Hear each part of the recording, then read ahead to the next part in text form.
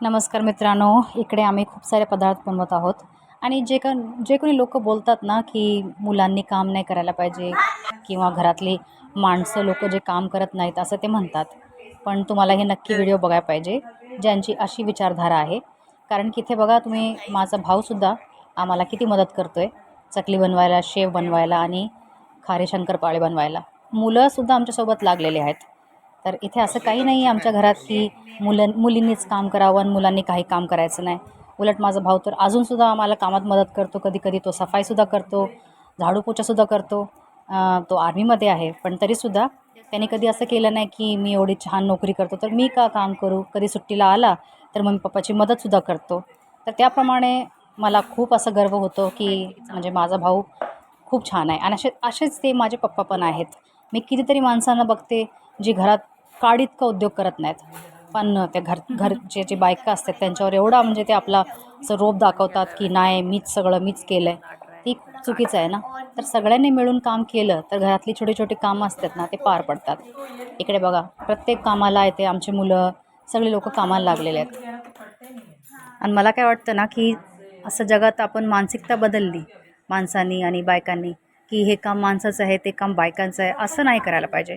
प्रत्येक गोष्टीला घरातलं असो काम किंवा बाहेरचं असो, बाहेरचंसुद्धा बायकांनी करायला पाहिजे, घरातलंसुद्धा माणसांनी करायला पाहिजे.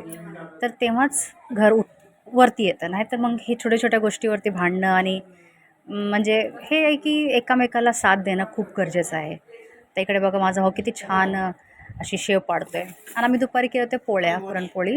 आता मी खाल्ले तसं जेवण अर्धं, तरी मी तुम्हाला तेवढी फोटो दाखवत होते. इकडे बघा मी मग सांगत होते ना तुम्हाला, सफाई करतो बघा, तो पोछासुद्धा लावतो आहे.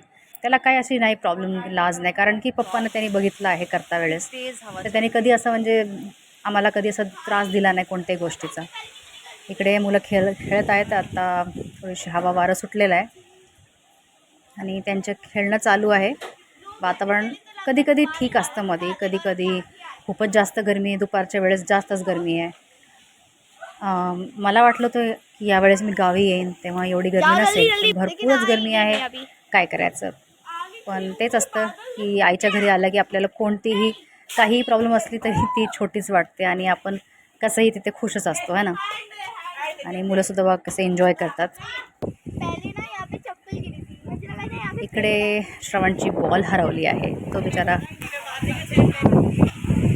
यहाँ से पता कैसे, देखो देखो देखो हल्का सा ब्लॉक किया था। देखो देखो मैं दूर हो जाओ, मैं दूर हो जाओ, मैं दिखाती हूँ कैसे गिरी थी बॉल। ठीक है चलिए, यहाँ से ना, यहाँ पे श्रवण था, यहाँ पे श्रावणी थी, श्रावणी से लात मारी इधर से, अच्छा था लेकिन हाँ उधर गिरी, उसके पीछे ही है। अब पता नहीं कैसे लेके आएंगे ये लोग बॉल, या फिर 2000 की बॉल गई।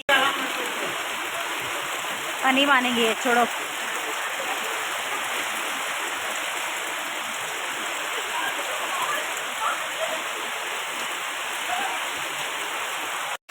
अरे बीमार पड़ जाओगे, इतना भीग रहे थे।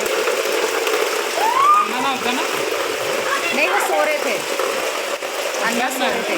नाही उठलं तसं त्यांनी विचारलं तर कसं आहे काय. म्हणे ठीक आहे. मला विचारलं कसं आहे, मला ठीक आहे, तुम्ही कसे आहात. ठीक आहे.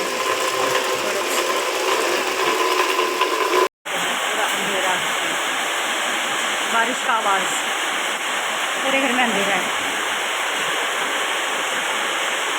श्रवण, पूरा नो लाइट.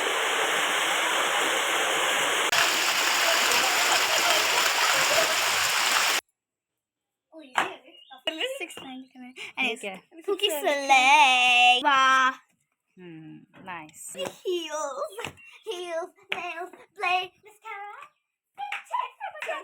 तर आमच्या मुलींची इथे मस्ती चालू आहे, खेळणं. आणि पाऊस खूप बरं वाटलं की पाऊस झाला तर आता छान वाटते. वातावरण बघा किती छान झाले. आणि रोज सकाळी संध्याकाळी आमच्या घराच्या मागे ते झाडावरती खूप माकडे येतात आणि खूप मस्ती धमाकूळ चालते त्यांची.